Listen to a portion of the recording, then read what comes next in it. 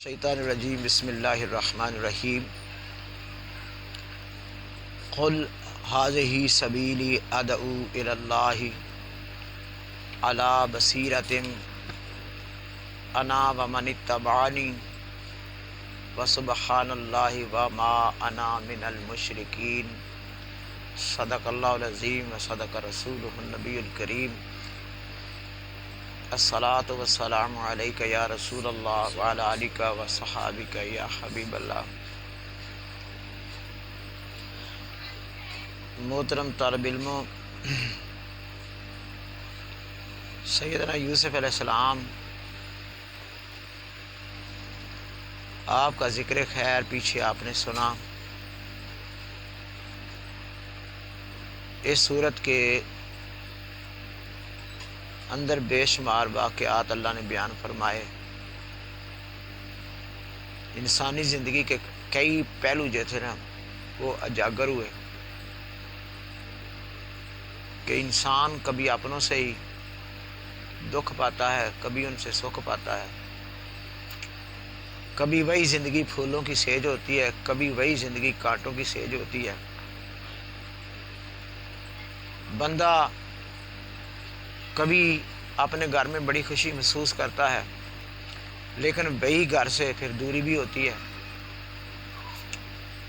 دراصل اس میں کئی انسان کو سبق دیے گئے کہ جس طرح دیکھو یوسف علیہ السلام باپ بھی تھے، باپ کی شفقت میں تھے، بھائیوں کے پاس تھے، لیکن وہ سب کچھ جب بدلا، چھوڑ کے جانا پڑا، اسی طرح انسان کو بھی ایک نہ ایک دن یہ دنیا چھوڑ کے جانی ہے۔ اور پھر یہ بھی سبق ہے کہ زندگی کے اندر مشکلیں بھی آتی ہیں۔ کوئی انسان کہ میری زندگی ایک جیسی رہے، ایک جیسی نہیں ہوتی۔ اس میں نشیب و فراز بھی ہوتے ہیں، کبھی خوشی ہے، کبھی غم ہے، کبھی فراخی ہے، کبھی تنگی ہے، یعنی بہت سارے اسباق جو ہے کہ ملے۔ لیکن اس میں ایک سب سے بڑا سبق جو ہے، وہ سبق سب سے بڑا جو ہے نا وہ یہ ہے کہ ایک راستہ ظلم کا ہے، ایک راستہ ظلم کا ہے اور ایک راستہ محبت کا ہے، معافی کا ہے، انبیاء کا ہے۔ اس طرح کرو کہ ایک راستہ غلط راستہ، ایک راستہ صحیح راستہ، صحیح راستہ وہ نبیوں کا راستہ، کیونکہ اللہ تعالیٰ کے بھیجے ہوئے پیغمبر ہوتے ہیں۔ اس لیے اب جو آج آیت پہ مبارکہ ہم نے پڑھنی ہے، اس میں اس سارے واقعے کے بعد جس طرح حضرت یوسف علیہ السلام نے اپنے بھائیوں کو معاف کیا، یوسف علیہ السلام نے ذاتی طور پہ کسی سے بدلہ نہیں لیا، اسی طرح اللہ اپنے نبی پاک سرور کائنات صلی اللہ علیہ وسلم کو بتا رہا ہے کہ اے میرے محبوب تو بھی کہہ کل ھذہ سبیلی، میرا بھی یہ راستہ ہے کہ ادعو الی اللہ، میں بھی لوگوں کو اللہ کی طرف بلاتا ہوں۔ جس طرح یوسف علیہ السلام جیل میں ہیں تو تب بھی لوگوں کو اللہ کی طرف بلا رہے ہیں، باہر ہیں تب بھی لوگوں کو اللہ کی طرف بلا رہے ہیں۔ تم بھی کہو ھذہ سبیلی، یہ میرا راستہ ہے، ادعو الی اللہ، کہ میں لوگوں کو اللہ کی طرف بلاتا ہوں، علی بصیرۃ، دیکھنے والی، کہ انا من اتبعنی، یعنی بصیرت کے ساتھ، اور انا ومن اتبعنی، میں اور جو میرے قدموں پر چلے، یعنی کہ جو میری پیروی کرے، میرے پیچھے چلے، وہ بندہ کامیاب ہے، میرے راستے پہ چلے وہ کامیاب ہے۔ اللہ اکبر۔ اب کس طرح ہو، اس میں تھوڑی سی گزارش جا کے میں کرتا جاؤں۔ نبی پاک سرور کائنات صلی اللہ علیہ وسلم نے محبت کرنی سکھائی، یعنی آپ نے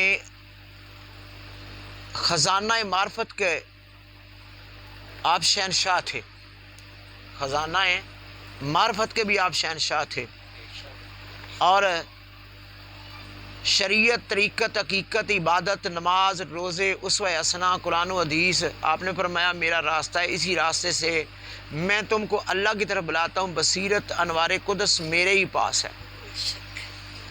میری اتباع کرنے والے صحابہ تا قیامت علماء اولیاء کے پاس ہے، میری رات فقیری ہے، میرا دن درویشی ہے۔ یہی بات، یعنی کیا ہے کہ صحابہ کو سبق اب کیا ملتا ہے؟ جو سب سے پہلا صحابی ہے نا، سیدنا ابو بکر صدیق رضی اللہ تعالیٰ عنہ، اب دیکھ لو ان کو کیا سکھایا یا کس طرح کہ وہ مدینے کے اندر آ کے نا دیکھا کہ حضرت ابو بکر صدیق کے دور حکومت ہے، اس میں حضرت عمر فرماتے ہیں کہ میں گیا، میں نے جا کے نا دیکھا کہ اس میں نا وہاں پر لکھے ہوئے ایک میز پر مدینے کے بیواؤں کے، یتیموں کے، مسکینوں کے نام لکھے ہوئے ہیں، ان کے آگے خدمت کرنے والے۔ انہوں نے آپ فرماتے ہیں میں نے پوچھا یہ کن کے نام ہے؟ حضرت ابوبکر صدیق نے بتایا کہ یہ جو بیواؤں، مسکینوں، ان کے نام ہیں اور ان کے آگے خدمت کرنے والوں کے نام ہیں۔ حضرت عمر فرماتے ہیں میں نے دیکھا ایک مائی تھی، اس کا نام تو لکھا ہوا ہے، ملہ گلی لکھا ہوا ہے، لیکن اس کے خدمت کرنے والے کا نام نہیں لکھا گیا۔ اور حضرت عمر فرماتے ہیں میں نے دل میں سوچا کہ اس کی خدمت چلو میں کر دیا کروں۔ اگلے دن صبح ہوئی، نماز فجر میں نے مسجد نبی شریف کے اندر پڑھی، میں ادھر گیا، جا کے دروازہ کھٹکھٹایا، اندر سے مائی بولی کہ کون؟ مائی آنکھوں سے اندھی بھی سے تھی، بزرگ بوڑھی بھی تھی، تو کون ہے؟ میں نے کہا خدمت کرنے کے لیے آیا ہوں۔ انہوں نے کہا، مائی کہنے لگے آپ کون خدمت کرنے والا؟ خدمت کرنے والا تو خدمت کر کے چلا بھی گیا، ٹھیک ہے۔ اس کے بعد حضرت عمر سوچنے لگے کہ میں شاید دیر سے آیا ہوں، دیر ہو گئی مجھے شاید دیر ہو گئی ہو، اس لیے اگلے دن نماز سے پہلے آ گئے۔ پھر آ کے دروازہ کھٹکھٹایا تو پوچھا کہ کون؟ کا در خدمت کرنے والا۔ پھر فرمایا خدمت کرنے والا خدمت کر کے چلا بھی گیا ہے۔ آپ بڑے حیران ہوئے کہ کون کا ایسا آدمی ہے کہ جو اتنے سحری وقت سے بھی پہلے آ کے چلا گیا؟ اللہ اکبر، وہ بھی عمر تھے۔ حضرت عمر کو فرماتے ہیں اگلے دن تیسرے دن میں نے ارادہ کیا اب میں سوؤں گا نہیں، اب میں دیکھوں گا وہ بندہ کون ہے۔ اندر میں ایک جگہ پہ جو ہے نا کہ پناہ لے لی، چھپ گیا۔ جب آدھی رات ڈلی، دیکھا ایک آدمی ہے، پاؤں میں جوتا نہیں ہے، جوتے نکلے اس بغل میں چھپائے ہوئے، چادر کی بکل ماری ہے، تے اتنے بڑے رام سے پیر رکھتے ہوئے وہاں پہ آ گئے۔ اندر آ کے دروازہ کھولنے لگے، میں نے جا کے پکڑ لیا۔ جب میں نے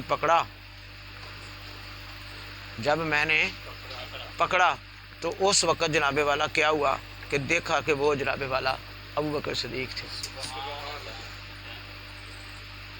میں نے کہا کہ اے ابو بکر، آگے نام تو تیرا لکھا نہیں تھا۔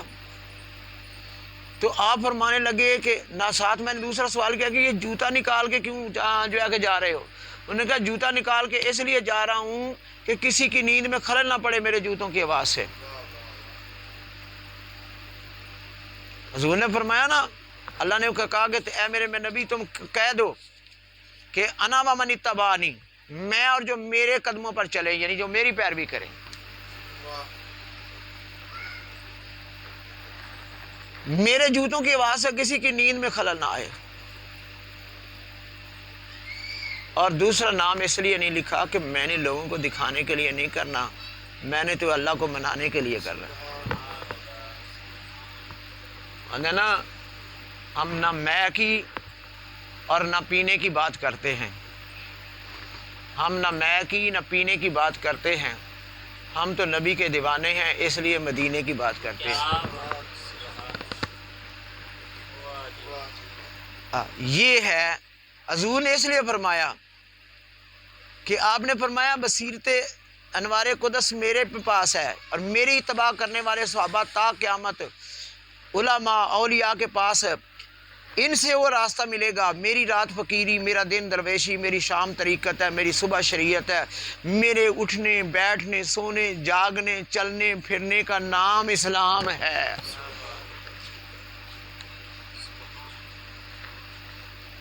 یہی پیری مریدی ہے، میری مسجد کی طرف آنا ہی راہ معرفت ہے، میری مسجد میں بیٹھنا ہی مراقبہ ہے، مسجد نماز قرآن مجید حدیث شریعت سے دور ہو کر پیری فقیری نہیں مکر کا جال ہے۔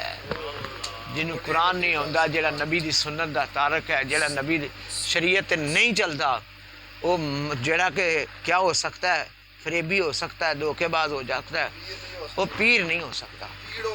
پیر ہو سکتا ہے، لیکن پیر ہونے کے لیے میرے نبی کا دامن تھامنا پڑے گا، ٹھیک ہے۔